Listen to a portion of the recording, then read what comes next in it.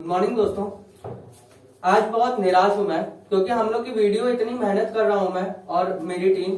Shankar sir इतना अच्छा पढ़ा रहे हैं, आपको दूसरे लोगों को बुला रहे हैं, बड़े बड़े आईएएस अफसर को बुला रहे हैं, अच्छे अच्छे टीचर को पढ़ा रहे हैं। आपका वॉच टाइम तो आ रहा है, आपने उसको सपोर्ट दिया है, तो इससे हमें ये तो पता चल रहा है कि वीडियो अच्छी है, लेकिन आप उसको अच्छी तरह से नहीं देख रहे हैं। मतलब कि अगर आपको पढ़ने का लक्ष्य है, अगर आप चाहते हैं कि उनको पढ़ना है, तो आप ये मत देखिए ना कि ये चैनल छोटा है, ये चैनल बड़ा है। आपको अगर क्वालिटी कंटेंट आपको प्रोवाइड हो रहा है तो आप उस पर टाइम दीजिए, उसको देखिए, आप पहले ऑब्जर्व तो करिए। आपने 10 मिनट का, अब किसी ने मेहनत करके आधे घंटे का वीडियो बनाया, हम लोग ने पढ़ के आधे घंटे का वीडियो बनाया, आप उसको स्टार्ट करते हैं, 5 मिनट देखते हैं, उसके बाद बंद कर देते हैं। अरे आपको कैसे समझ में आ जाएगा? पहले लोग से कैसे समझ में आएगा? आप पहले देखिए, तो उस चैनल को देखिए कितनी मेहनत कर रहा है वो चैनल। तो बहुत ज्यादा निराशा होती है। हम लोग ऑनलाइन पढ़ाते हैं, हम लोग को तो यहाँ पे आप फीस प्रोवाइड करते नहीं है, यहाँ हम लोग को फीस तो मिलती नहीं है। उस हिसाब से हम लोग को क्या चाहिए रहता है? लाइक चाहिए रहता है, वॉच टाइम चाहिए रहता है। आप हमारी आए, वीडियो को देखें, समझें, कुछ ज्ञान प्राप्त मिलेगा। आप ये मत सोचिए ना कि चैनल छोटा है। चैनल चाहे छोटा हो चाहे बड़ा हो, अगर आपको ज्ञान मिल रहा है तो आप ज्ञान लीजिए उसको पूरा का पूरा। बोर्ड में पढ़ा रहे हैं, जैसा कि सर ने बताया, आपको पिछले वीडियो में भी बताया गया था कि बोर्ड में हम लोग पढ़ा रहे हैं, हम लोग लिख के सारा चीज पढ़ा रहे हैं। बड़ा मेहनत लगता है। आप कभी वीडियो आके बनाइएगा तो आपको पता चलेगा। हम लोग आपको ये प्रोवाइड कर रहे हैं अपने नॉलेज से, बिना बुक के पढ़ाते हैं, लिख के पढ़ाते हैं। मेन बात, आपको समझाने की कोशिश करते हैं। और सबसे बड़ी बात है, मैं आपके लिए गुड न्यूज भी लेके आया हूं कि आज से ठीक 15 दिन बाद, 15 से 20 दिन बाद हम लोग क्योंकि वीडियो भी बना रहे हैं, एडिटिंग भी करनी होती है, अपलोड भी करना होता है, सब काम करना होता है, तो टाइम थोड़ा सा कम होता है हम लोग के पास। और हम लोग का बैच भी चलता है, रियल बैच भी चलता है, जहाँ पे बच्चे पढ़ते हैं, तो दिन भर हम लोग का व्यस्त में निकलता है। लेकिन मैं आपसे प्रॉमिस करता हूँ, अगले 15 दिन या 20 दिन में हमारी एक वेबसाइट है जो कि ऑलरेडी बन चुकी है। उसमें कुछ क्विजेस है कॉम्पिटिशन के लिए, वहां पे आप जाएं, उस क्विज को आप अटेंड करें, देखिए कैसा बना है, आप अपना फीडबैक दीजिए कि कैसा सर होना चाहिए, कैसा नहीं। अब हमने ये सोचा है कि क्लास 7 से लेकर 10 तक डेली वीडियो आएगी, आपके पास वीडियो रहेगी बच्चों के लिए भी। अब ये नहीं है कि आप ये सुन के, मेरी ये बात सुन के आप जितने भी कंपटीशन करने वाले बच्चे हैं वो कंफ्यूज हो जाए, सर ये क्या कर रहे हैं आप तो कंपटीशन की वीडियो बनाने वाले थे। तो बच्चों, आपको एक बात बता दूं मैं कि कंपटीशन हो चाहे कुछ भी हो, आपको बेसिक तो ही तो मजबूत करना है। क्लास 6 से लेके आप ये बात क्यों भूल जाते, कंपटीशन में हूं मैं, क्यों पढ़ूंगा ये? अरे है तो वही चीज ना। क्लास 7 से लेके 10 तक के सारी की सारी चीजें ही तो कंपटीशन में पूछी जाती है। वो धीरे धीरे धीरे धीरे बेस मजबूत होगा तो आगे आप कंपटीशन निकाल पाएंगे। आप ये दोनों को अलग अलग क्यों रखे हैं? दोनों एक ही चीज है। जो यहाँ पे पढ़ाया जा रहा है क्लास 6 के नाम से, क्लास 7 के नाम से, क्लास 8 के नाम से, वो सब कंपटीशन में भी पूछा जाता है, बस उसके कुछ टुकड़े पूछे जाते हैं। अब वो उसका पूरा जिस्ट जो दिया हुआ है बुक में, जो पूरी राम कथा लिखी है, उससे इंपॉर्टेंट पॉइंट छाट के ही पेपर में क्वेश्चन बनाए जाते हैं। तो हम लोग भी वैसे ही ना पढ़ते हैं, ऐसे ही कोई पेट से पढ़ के आज नहीं जाता है। आपने पेट से पढ़ के सीखा नहीं है कुछ भी, आपने यही किताब से पढ़ा है और इसी से कंपटीशन के पेपर भी तैयार करते हैं, बस थोड़ा एडवांस होता है। तो मैं आपको ये गारंटी देता हूं कि बेसिक से एडवांस ले जाऊंगा। चलिए ज्यादा टाइम नहीं लेते हैं, आपको अगर समझ में आ गया होगा तो चलिए आगे। आज है रेशनल नंबर। अब आप ये सोच रहे होंगे रेशनल नंबर पे तो आपने कल भी वीडियो बनाया था, तो भैया मैंने आपको ये बताया था कि रेशनल नंबर एक ऐसा टॉपिक है कि क्लास 7 से लेकर 10 तक है। वही तो मैं आपको बताने की कोशिश कर रहा हूँ कि आपको वो पहला चैप्टर यही मिलेगा। क्लास 8 में भी पहला चैप्टर यही है, आप बुक खोल के देखिए एनसीईआरटी, मेरे पे बिलीव मत करिए। आपके पास बुक होगी, क्लास 8 का उठाइएगा, क्लास 9 का उठाइएगा, क्लास 7 का उठाइएगा, पहला चैप्टर यही होगा। क्लास 7 में ये चौथा चैप्टर है, आप एनसीईआरटी उठाएंगे तो ये चौथे चैप्टर में आपको मिलेगा। क्लास 8 की बुक उठाएंगे तो पहला नंबर मिलेगा, क्लास 9 की बुक उठाएंगे तो पहला चैप्टर मिलेगा, क्लास 10 की बुक उठाएंगे तो भी आपको पहला चैप्टर मिल जाएगा। तो ये मैं जो पढ़ा रहा हूँ ये थोड़ा सा और एडवांस है। अब देखिए यहाँ पे फ्रैक्शन की बात होगा, ठीक है, रेशनल नंबर वही चीज है। अब मैंने शॉर्ट क्विक रिवीजन आपको जो बताया था वो मैं दोबारा नहीं बताऊंगा, 2 बार बता चुका हूँ। अब देखिए आपको एक जो बेसिक है वो बता देता हूँ, क्योंकि आप क्लास 9 में हैं तो आपको ये पता होगा सबसे छोटा क्या होता है, नेचुरल नंबर। ध्यान से देखिएगा, ये नेचुरल नंबर है, ठीक है। इसी के अंदर एक छोटा सा इवन नंबर का होता है, इसी के अंदर होता है ऑड नंबर, इसी के अंदर होता है प्राइम नंबर, इसी के अंदर भी होता है कंपोजिट नंबर, इसी के अंदर होता है को प्राइम नंबर। क्या होता है जल्दी जल्दी देखते हैं।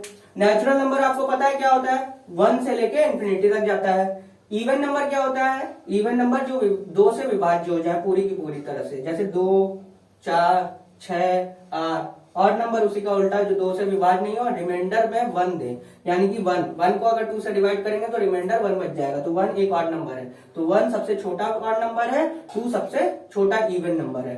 प्राइम नंबर की बात करें, इसमें 1 नहीं आता है, इसमें 2 से चालू होता है। याद रखिएगा, जो अपने आप से विभाज्य हो, 2 केवल अपने आप से विभाज्य होता है और 1 से होता है, 2, 3, 5। ठीक है, ऐसे करके आप कंपोजिट उसी का उल्टा होता है। जो प्राइम नंबर नहीं होते वो कंपोजिट। और प्राइम नंबर मतलब जितने भी प्राइम नंबर्स है, एक्सेप्ट प्राइम नंबर, जितने भी नंबर नेचुरल नंबर के बचे हुए हैं वो सब कंपोजिट नंबर है, बस 1 नहीं होता।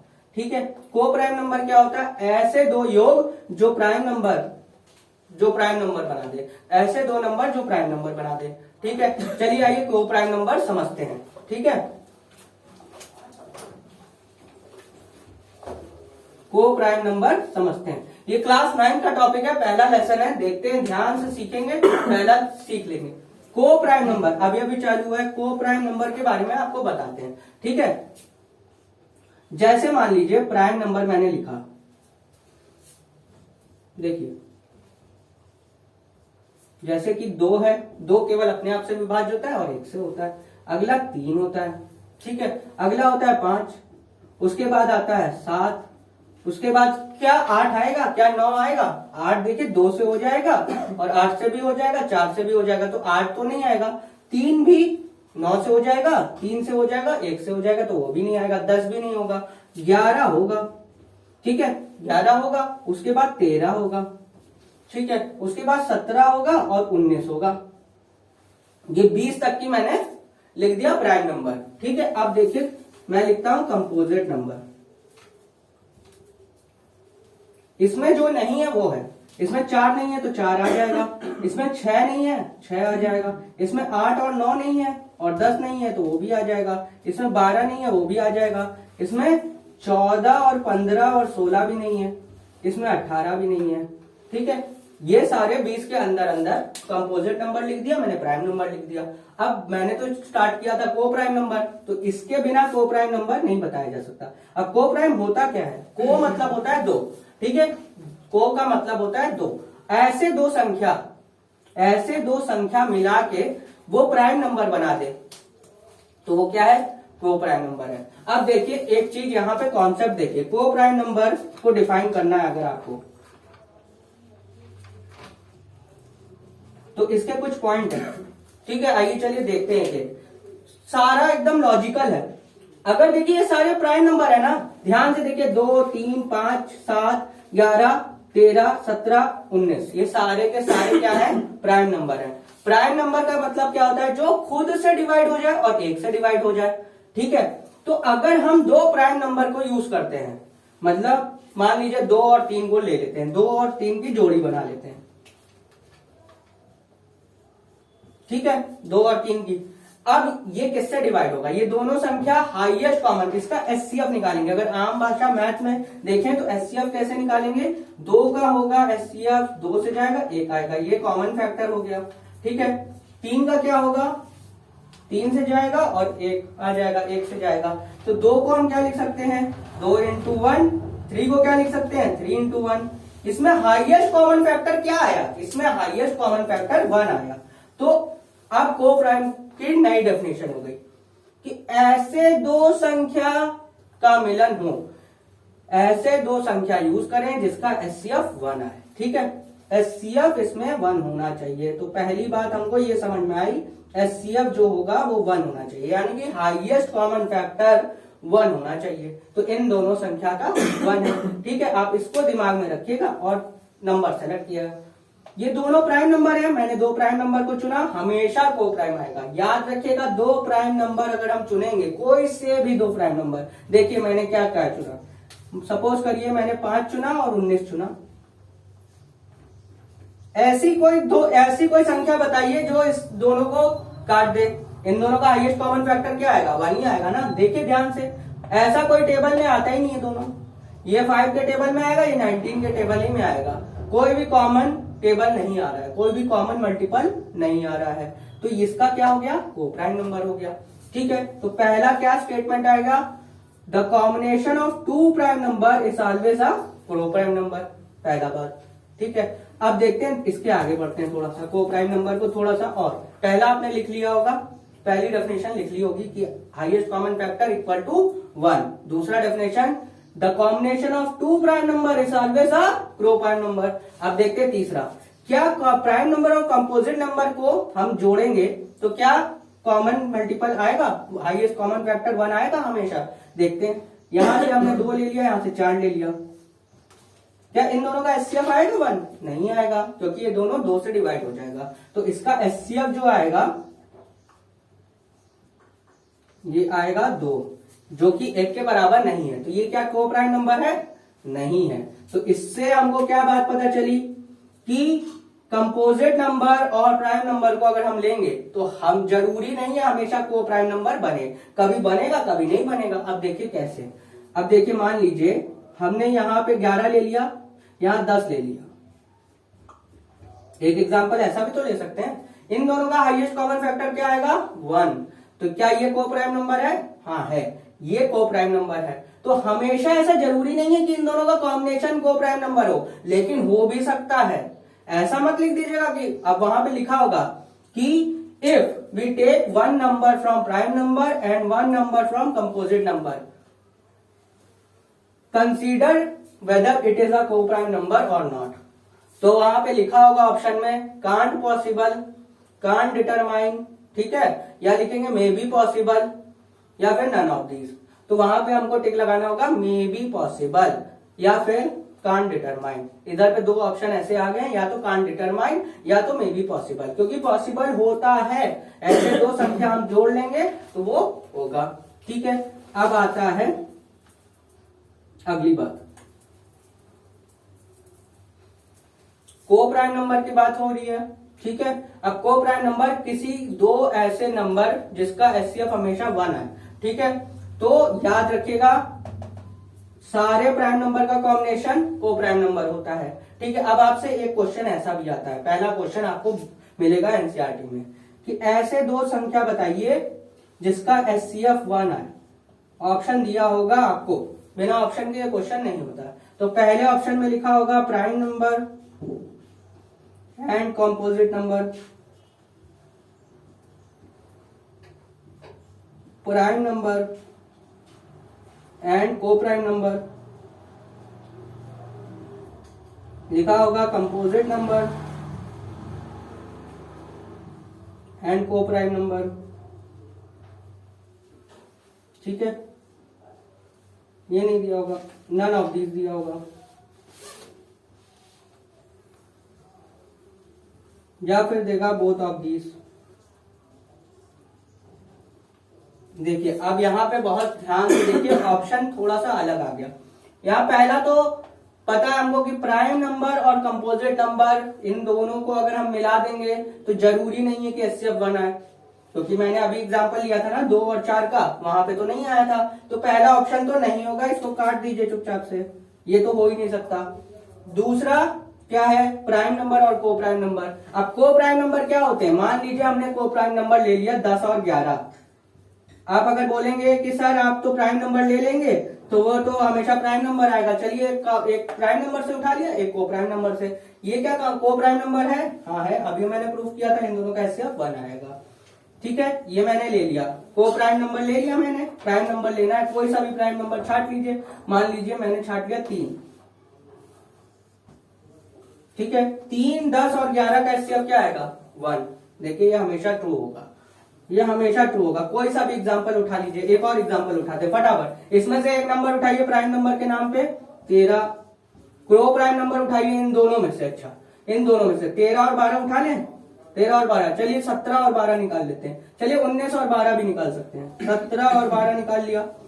ठीक है, अब इन सब का एचसीएफ क्या आएगा, 1।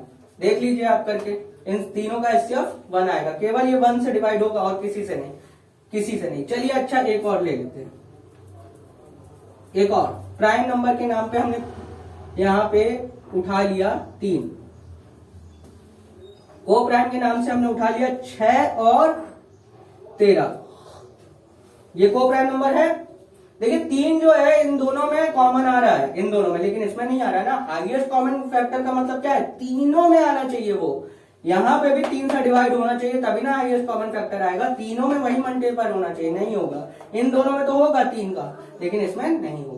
तो आप कोई सा भी पेयर ऐसे उठाएंगे, घर पे प्रैक्टिस करिए, आप कोई सा भी पेयर ऐसे मन में उठा के देखिए, आगे सीरीज एक्सटेंड करिए।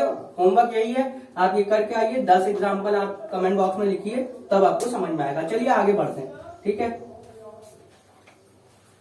तो आपको प्राइम नंबर आपको समझ में आ गया होगा। एक क्वेश्चन आपका तैयार हो गया, ये पहला ही क्वेश्चन है आपका।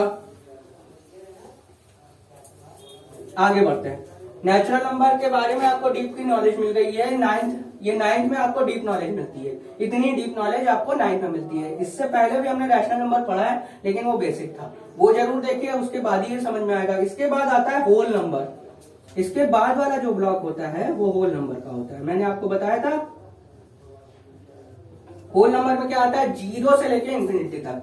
तो सारे होल नंबर क्या नेचुरल नंबर हो सकते हैं? नहीं हो सकते, क्योंकि होल नंबर के अंदर ये डिब्बा बना है। क्या सारे नेचुरल नंबर होल नंबर हो सकते हैं? हाँ हो सकते हैं, क्योंकि ये देखिए ये बड़ा सा एक गोला है, उसके अंदर ये चीज है ना। जैसे पृथ्वी है, पृथ्वी के अंदर पार्क है, पार्क के अंदर थोड़ी ना पृथ्वी है। पृथ्वी के अंदर पार्क है ना, नेशनल पार्क है, नदियां हैं, सब पृथ्वी के अंदर है। नदियों के अंदर थोड़ी ना पृथ्वी है। तो वैसा ही चीज है, ये बड़ा पृथ्वी है, उसके अंदर ये है, ठीक है। इसी के अंदर ये पेड़ लगे हुए हैं छोटे छोटे, ये सारे चीज होल नंबर में आएंगे। लेकिन क्या होल नंबर में ये सारी चीजें आएंगी? हाँ आएंगी, होल नंबर में ये सारी चीजें आएंगी। क्या नेचुरल नंबर में होल नंबर आएगा? नहीं आएगा, क्योंकि 0 एक्सक्लूडेड हो जाता है। 0 केवल होल नंबर होता है, वो नेचुरल नंबर नहीं होता है। इसके बाद आता है आपका इंटीजर्स, ठीक है। इंटीजर्स क्या होता है? इंटीजर्स होता है कि जो माइनस इंफिनिटी से लेके प्लस इंफिनिटी तक रहे और उसमें 0 भी हो, ठीक है। तो ये सारी चीजें इंटीजर्स होते हैं। तो क्या होल नंबर इंटीजर्स है? हाँ है, क्योंकि उसमें प्लस वाला सारा आएगा, 0 से लेके प्लस इंफिनिटी तक आएगा। क्या सारे इंटीजर होल नंबर है? नहीं है, क्योंकि इसमें -1 से माइनस इंफिनिटी भी इंक्लूडेड होता है, जो कि होल नंबर नहीं होता है। तो आपको ये समझ में आ गया होगा कॉन्सेप्ट, कि जो ऊपर डिब्बा बन रहा है उसके नीचे वाले सारे उसी की फैमिली है, लेकिन ऊपर वाला इन सबकी पेरेंट कंपनी है। मतलब ये पेरेंट्स है, जो ऊपर बन रहा है ये पेरेंट है, पेरेंट से बच्चे हैं, सारे छोटे छोटे बच्चे हैं। तो बच्चों की क्वालिटी पेरेंट्स से मैच होती है, लेकिन सारी की सारी क्वालिटी बच्चों की वो पेरेंट्स से मैच नहीं होती, जरूरी नहीं है, ठीक है। तो बच्चा अपना इनहेरिट करता है पेरेंट्स से, ना कि पेरेंट्स इनहेरिट करते हैं बच्चों से। तो ये बात समझ जाइए। इसके ऊपर होता है, इंटीजर के ऊपर होता है आपका रैशनल नंबर, जो कि अभी टॉपिक है, ठीक है। आपको ये समझ में आ गया होगा। इसके आगे होता है इरैशनल नंबर, वो बाद में बात करेंगे, क्लास 10 में बात करेंगे। फिर से ये डायग्राम याद रखिएगा, क्लास 10 में फिर आएगा आपको इरैशनल नंबर के नाम से, ठीक है। पढ़ना आपको यही सब पड़ेगा 10 तक। क्लास 7 से ये चालू होता है और 10 तक जाता है। चलिए आगे जल्दी जल्दी चलते हैं, इसके कुछ क्वेश्चन देखते हैं। सबसे पहले रैशनल नंबर,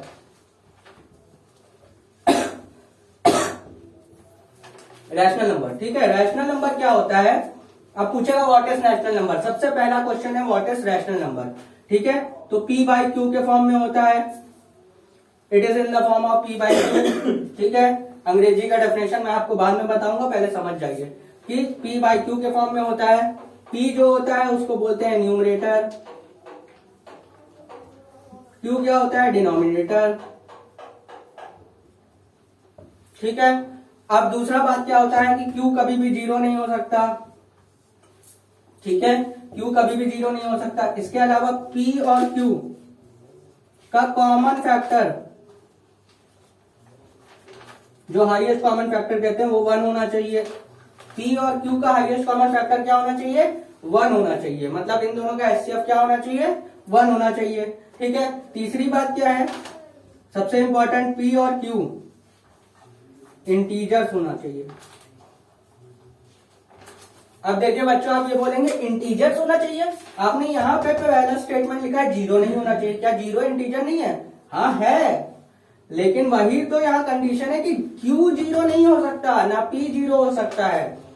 ठीक है, P एक बार के लिए 0 हो सकता है, लेकिन Q कभी भी 0 नहीं हो सकता, क्योंकि अगर 0 हो जाएगा तो यही तो हमारे जो मैथमेटिशियन है सीवी रमन, जिनको बोलते हैं हम लोग रमन, उन्होंने ये फाइंड किया था। पाइथागोरियन ग्रीक ने फाइंड किया था इर्रेशनल नंबर का। याद रखिएगा, पाइथागोरियन ग्रीक जो है, कुछ पाइथागोरियंस थे ग्रीक के, उन्होंने इर्रेशनल नंबर को फाइंड किया था। उन्होंने बताया था कि जब भी यहाँ 0 हो जाएगा तो इसका अनंत वैल्यू नहीं आएगी। ये सब गलत करते हैं, ये सब लोग बोलते हैं इसका आंसर आएगा इंफिनिटी। नहीं आएगा बच्चों, इंफिनिटी नहीं आएगा। 1/0 कभी भी इंफिनिटी नहीं आएगा, ये आएगा नॉट डिफाइंड। नॉट डिफाइंड और इंफिनिटी में जमीन आसमान का फर्क है, आपको बता दें। अनंत का मतलब होता है कोई संख्या है जो कि खोजी नहीं गई है, लेकिन नॉट डिफाइंड मतलब उसका आंसर ही नहीं दे रहा है। मैथ पूरा का पूरा मैथ तब फेल हो जाता है। 0 एक ऐसा संख्या है ना कि वो सबको बनाता भी है और पूरा का पूरा तबाह कर सकता है। अगर ये बट्टे में आ जाए तो पूरा मैथ्स वहां पे खत्म हो जाता है। ये नॉट डिफाइंड है, कभी भी इसका आंसर खोजा नहीं जा सकता। इसका आंसर नॉट डिफाइंड होगा, जी इंफिनिटी नहीं होगा। ये बहुत बच्चों को पता है, पूछा जाता है 1/0 क्या है? इंफिनिटी। इंफिनिटी नहीं है। इंफिनिटी वो संख्या होती है जो कि खोजी जा सकती है लेकिन हमको पता नहीं है। अनंत नंबर, अनंत संख्या, तारों की गिनती है, कभी होगा, कभी फ्यूचर में तो हो ही जाएगा। ऐसा कोई इंस्ट्रूमेंट तो बन ही जाएगा कि तारों की संख्या गिनाई जा सकती है, तो वो अनंत बोलते हैं हम लोग। बालों की संख्या है ना, ये है ना, कुछ बाल है ना, इसको गिना जा सकता है, किसी ना किसी मशीन के थ्रू गिन सकते हैं। अगर पॉसिबल किया जाए, टेक्नोलॉजी और एडवांस हो जाए तो शायद गिन लें, इसको गिन सकते हैं ना। तो ये अनंत बोल देते हैं क्योंकि हमारे बस में नहीं है गिनना, हाथ से उंगली से गिनना बहुत बस में नहीं है। तो अनंत का आपको डेफिनेशन समझ में आ गया होगा। अनंत मतलब वो जो गिन ना सके, ठीक है। और नॉट डिफाइंड मतलब वो खोजा ही नहीं जा सकता, वो पॉसिबल ही नहीं है। इसीलिए यहाँ पे बात बोली गई है ये 0 नहीं होगा। ये आपको समझ में आ गया। आइए आगे बढ़ते हैं।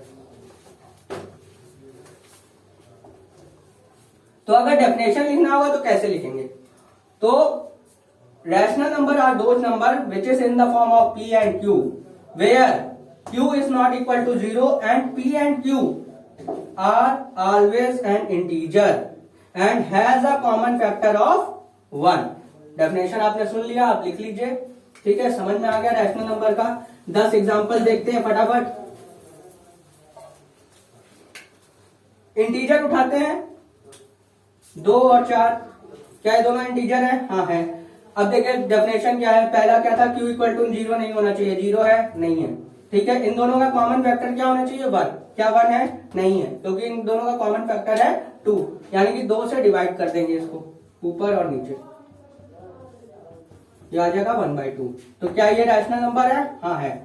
देखिए सिंपल सा। तो जब भी अगर आपको ऐसा कोई नंबर आएगा तो उसको कॉमन फैक्टर में काट काट के छोटे फॉर्म में, सिंपलेस्ट फॉर्म में लिखना होगा, तो वही होता है रैशनल नंबर, ठीक है। अब आते हैं दूसरा टॉपिक फटाफट। नंबर लाइन का मतलब होता है ये रैशनल नंबर को नंबर लाइन में रिप्रेजेंट करना। ये होता है 0। अभी जो मैंने निकाला 1/2 क्या आएगा? यहाँ की यहाँ पॉजिटिव वैल्यू है। जब कोई भी साइन नहीं लगा होता है, किसी भी संख्या के आगे कोई साइन नहीं है, तो इसका मतलब है प्लस साइन है, तो प्लस साइन वाला इधर जाएगा 1/2। इसके बाद क्या आएगा? 1, 2/2 यानी कि 1, 3/2, 4/2 जो कि फिर से 1/2 हो जाएगा, तो आएगा नहीं। फिर इसके बाद आएगा 5/2, ठीक है। तो ये करके आपको ऐसे जाना है। अब देखिए नंबर लाइन में रिप्रेजेंट करना है, माइनस की संख्या इधर आती है 1/2, -1, -3/2, -5/2। तो ये हो गया नंबर लाइन में रिप्रेजेंटेशन। दूसरा क्वेश्चन आपको यही आएगा कि आपको कोई संख्या दी होगी, लिखा होगा -2 को आप नंबर लाइन रिप्रेजेंट में करिए, -2। अब देखिए ध्यान से, -2 आएगा कहां? ध्यान से देखिए, इसका आंसर 1.5 आने वाला है, आपको पता है। इसको 1 में अगर करेंगे 1.5, इसका आएगा 2.5। इन दोनों के बीच में ही तो आएगा -2, इन दोनों के बीच में कहीं पे आएगा -2, ठीक है। क्योंकि ये 2.5 लिखा है, ये 1.5 लिखा है, 1.5 और 2.5 के बीचों बीच आएगा, एकदम करेक्ट बीचों बीच आएगा -2। तो नंबर लाइन में आप -2 रिप्रेजेंट कर लेंगे, ठीक है। ऐसे ही कई सारे क्वेश्चन आएंगे। -3 करना होगा तो इसके बाद आएगा, आपसे बोलेगा 4 करिए तो इसके बाद आएगा 4, क्योंकि इसकी वैल्यू तो 2.5 होती है। इसके बाद यहाँ पे 4 आ जाएगा, +4 को रिप्रेजेंट करिए तो यहाँ पे 4 कर दीजिएगा। ऐसे आपको कोई दूसरा क्वेश्चन में दिक्कत नहीं होगी। चलिए आइए तीसरे क्वेश्चन की तरफ बढ़ते हैं।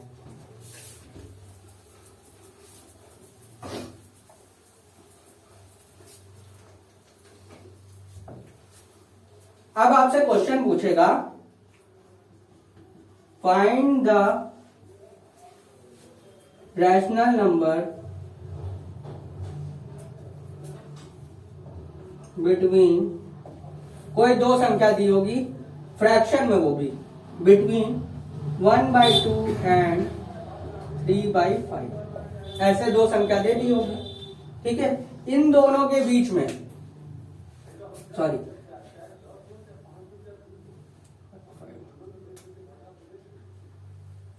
हाँ 1/2 और 3/5, ओके ठीक है, यही ले लेते हैं एग्जाम्पल। 1/2 और 3/5, मैं एक्चुअली इसको मिटा रहा इसलिए था, मैं चेक कर रहा था कौन क्या बड़ा है इधर उधर पलटने के लिए। तो इसका 0.6 आएगा, इसका 0.5 आएगा, तो ये छोटा है ये बड़ा है, ये तो हमको देखने से समझ में आ गया। ये मैंने आपको पिछली वीडियो में आपको जो 7th क्लास में उसमें बता चुका हूँ कैसे फाइंड करते हैं। दोनों का डिनोमिनेटर सेम कर देते हैं, उसके बाद पता चल जाता है। ठीक है, इसमें 5 का मल्टीप्लाई, इसमें 2 का मल्टीप्लाई, आपको पता चल जाएगा।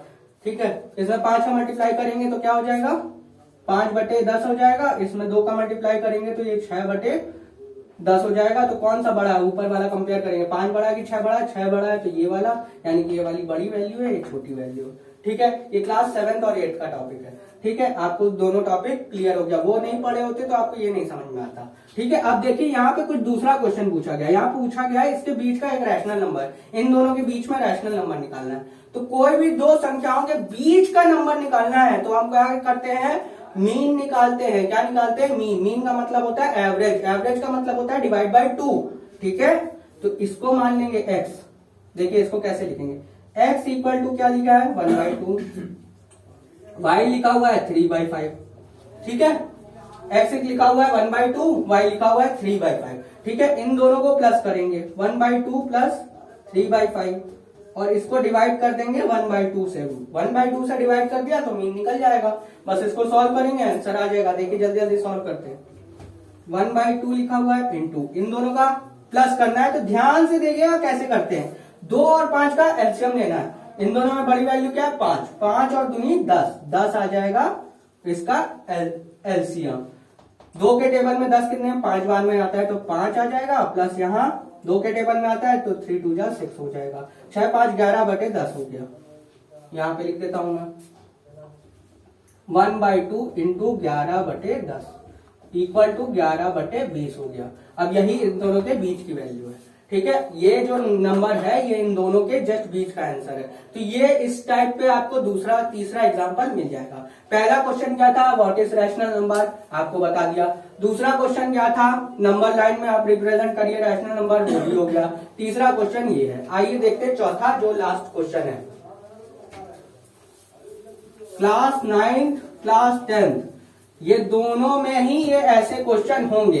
ये रैशनल में भी पहला एक्सरसाइज रैशनल नंबर पे ही होगा, क्योंकि रैशनल नंबर के बाद ही इन रैशनल नंबर में आप पहुंच पाएंगे। ये सब एक दूसरे से जुड़े हुए हैं। देखिए आइए देखिए लास्ट पहला एक्सरसाइज कंप्लीट करते हैं। उसमें क्या पूछेगा, फाइंड, आपसे पूछ सकता है 3 4 5 6 जो भी नंबर है, आपको समझ में आ जाएगा क्या बोल रहा हूं।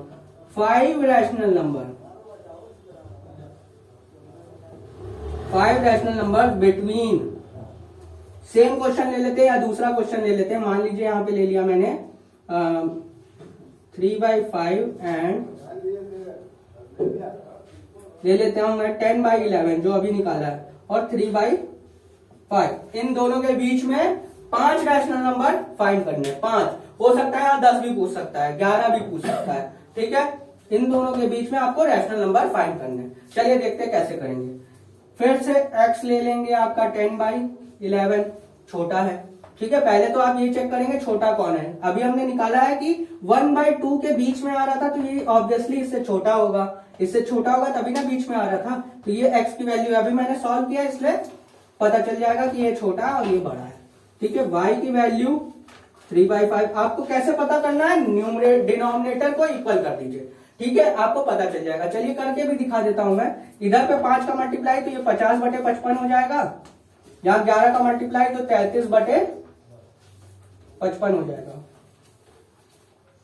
ठीक है, तो इसमें बड़ा कौन सा है, 5 का मल्टीप्लाई, इधर 11 का मल्टीप्लाई, तो ये बड़ा है। ठीक है, तो यहाँ पे उल्टा कर लीजिए सब, 3/5 और 10/11। ठीक है, बड़ा माइनस छोटा, तो ये बड़ा वैल्यू है, ये छोटा वैल्यू है। ठीक है, साफ साफ दिख रहा है, 50 बड़ा है, 33 छोटा है। ठीक है, तो इन दोनों के बीच का आपको 5 रैशनल नंबर निकालना है। जो बड़ी संख्या है वो y वैल्यू है, जो छोटी संख्या है वो x वैल्यू है। तो आपको फॉर्मूला एक है y minus x divided by, जितना पूछा है, ये जो 5 है ये n की वैल्यू है। आपसे पूछा है 5, तो n की वैल्यू क्या हो गई 5। अगर आपसे पूछा होगा 11 तो n की वैल्यू हो जाएगी 11। अगर पूछा होगा 12 तो 12 हो जाएगी। तो फॉर्मूला क्या है, y माइनस एक्स और n+1। ठीक है, चलिए आइए देखते हैं। 10/11 माइनस 3/5, n+1 क्या होगा 6 होगा। चलिए इसको सॉल्व करते हैं। 55, 5 से जाएगा 50 माइनस 11, 11 तिया 33, माइनस करेंगे अपॉन में 6 आ जाएगा। 50 पे 33 माइनस करेंगे तो 7 और 10 17, 17/55 आ जाएगा।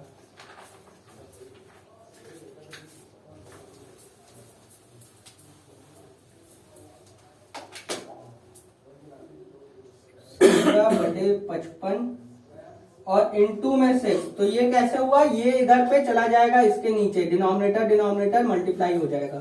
ठीक है, इसके बटे में 1 है, ये इधर जाता है, ये इधर जाता है। ठीक है, ये जो भी डिनोमिनेटर में होगा वो मल्टीप्लाई चला जाएगा 55 में। ठीक है, ये आ जाएगा 17 अपॉन, इसको मल्टीप्लाई करेंगे 6×5 का 0, 3 कैरी, 6×5 33, 333। अब इन दोनों में कॉमन फैक्टर कुछ भी नहीं है, हमको दिख रहा है कि नहीं है, यहाँ पे भी नहीं। अगर होता तो यहीं पे पता चल जाता, लेकिन है नहीं। अब क्या करना है, फॉर्मूला लगाना है। जो नंबर है, ठीक है, जो x की वैल्यू थी, x की वैल्यू 3/5 थी।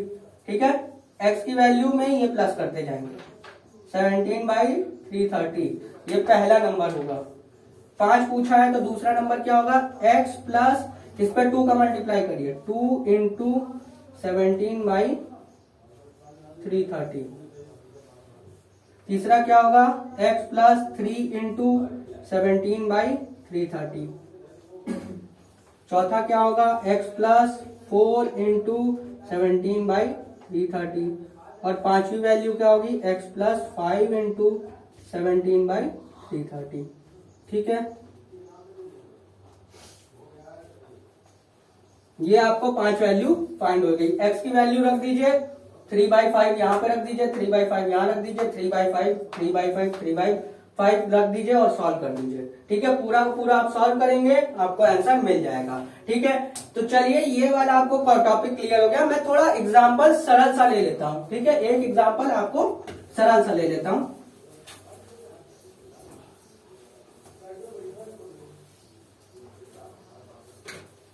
एक्सक्यूज मी, थोड़ा बुक,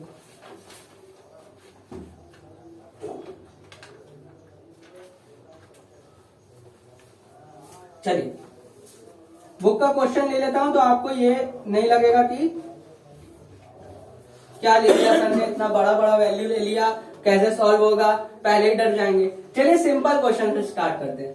3/5 और 4/5, ठीक है, दोनों का डिनोमिनेटर सेम है। 3 और 4 में कौन बड़ा है, 4 बड़ा है, 3 छोटा है। ठीक है, यहाँ पे हमको कोई भी चेक नहीं करना है। चलिए बेसिक से चालू करते हैं। 3/5 और 4/5। ठीक है, y की वैल्यू क्या हो गई 4/5, x की वैल्यू क्या हो गई 3/5। फिर से समझिए, 5 ही निकालना है। ठीक है, अभी भी 5 निकालना है। चलिए यहाँ पे 5 की जगह इस बार 6 कर लेते हैं। ठीक है, 6 कर लेते हैं, तो n की वैल्यू क्या हो गई 6 हो गई। ये डेटा हमको दिया हुआ है, इतना डेटा दिया हुआ है, लिख लिया हमने सोल्यूशन में। ठीक है, फॉर्मूला लगाते हैं, y minus x upon n+1। ठीक है, याद रखिएगा, बड़ा माइनस छोटा डिवाइडेड बाई n+1। और ये क्या वैल्यू हो गई, इसको बोलेंगे d। ठीक है, d। ठीक है, इसको याद रखिएगा, d बोलते हैं। ठीक है, अब समझ में आया आपको। चलिए सॉल्व करते हैं। 4/5 माइनस 3/5 डिवाइडेड बाई 6 + 1 7 हो गया। ठीक है, अब 4 में से 3 गया तो 1/5 डिवाइडेड बाई 7 हो गया। इसको सॉल्व करना है, मैंने क्या बोला था 7 जाके 5 से जुड़ जाएगा तो 1/5 7 7 पूरे 35 आ गया। ठीक है, यहां तक डी की वैल्यू आ गई। फॉर्मूला क्या कहता है, x + d, x + 2d, x + 3d, x + 4d, x + 5d और x + 6d। अब ये क्या लिख दिया मैंने, फालतू का कैसे लिख दिया मैं, आप डर रहे होंगे ये क्या लिख दिया सर ने। तो देखिए यार 6 पूछा था ना आपसे, 6 नंबर, तो पहला वाला तो डी होगा, ये जो निकला है। ठीक है, दूसरे वाले में इसको 2 से मल्टीप्लाई करेंगे तो वो लिखेंगे, 3 से मल्टीप्लाई, 4 से मल्टीप्लाई, 5 से मल्टीप्लाई, 6 से मल्टीप्लाई, इन सब की वैल्यू ही इनके बीच की संख्या होगी। चलिए जल्दी जल्दी निकालते हैं, x + d निकालते हैं।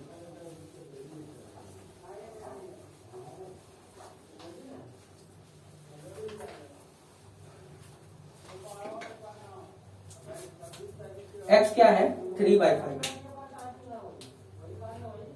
x क्या है 3/5, 3/5 + 1/35, एलसीएम आएगा 35, 5 से 7 7 21, 21 + 1 22।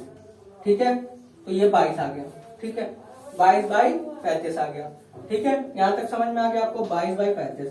चलिए x/2d निकालते हैं, 3/5 + 2/35। अब देखिए यार ट्रिक समझ में आ जाएगा आपको, यहाँ पे फिर से एलसीएम आएगा 35 और यहाँ देखिए यहाँ पे 1 था ना तो 22 आंसर आया था, यहाँ 2 हो गया तो यहाँ पे क्या आएगा 23 आएगा। बस सिंपल है। अब आगे का हम निकालेंगे नहीं, आप समझदार हैं कि यहाँ 22 आया, यहाँ 23 आया, तो आगे 24 आएगा, 25 आएगा, 26 आएगा, तो एक निकाल लेंगे तो आपको सब पता चल जाएगा। अब समझ में आया कितना सिंपल है, 23/35, 24/35, 25/35, 26/35 और 27/35। अब यहाँ पे रुक जाइएगा क्योंकि अब आपने लिख तो दिया है, लेकिन मैंने क्या बताया था, रेशनल नंबर हमेशा सिंपलेस्ट फॉर्म में। तो क्या इन दोनों की संख्या किसी से कटेगी, नहीं कटेगी, चलिए सही है। इन दोनों की संख्या किसी से कटेगी, नहीं कटेगी, चलिए सही है। ये वाली संख्या किसी से कट रही है, नहीं कट रही है, दोनों में कोई कॉमन नहीं निकल रहा है, ये भी सही है। ठीक है, ये वाला लेकिन 5 से कट रहा है तो 5 से डिवाइड कर लेंगे। ठीक है, 5 से ये 5 बार में और 5 से ये 7 बार में, 5/7 हो गया। ये दोनों कट रही है, नहीं कट रही है, ये दोनों कट रही है, नहीं कट रही है। ठीक है, ये दोनों भी नहीं कट रही है। ठीक है, समझ में आ गया होगा। तो क्या हो जाएगा 22/35, 23/35, 24/35, 5/7, 26/35, 27/35। तो ये इसका आंसर है। ठीक है, आपको ये बात समझ में आ गई होगी। चलिए आशा करते हैं ये आपको समझ में आया होगा। ठीक है, आज का वीडियो यहाँ पे विराम करते हैं। पहला एक्सरसाइज पूरा कंप्लीट हो गया। आप इसको देखिए, इस वीडियो को देखिए, ये आपके 9th का बोर्ड में भी ये क्वेश्चन एक घुमा के देता है। 9th का जो टॉपिक होते हैं, कुछ टॉपिक बोर्ड में वापस रिपीट होते हैं। मैंने पेपर देखा, आप पेपर उठा के देखिए, रैशनल नंबर से दोबारा रिपीट होता है। एपीजीपी में पढ़ाऊंगा आपको, उसमें भी पढ़ेंगे। ठीक है, 9th के कुछ टॉपिक ऐसे हैं जो 10th में दोबारा पूछे जाते हैं। All the best.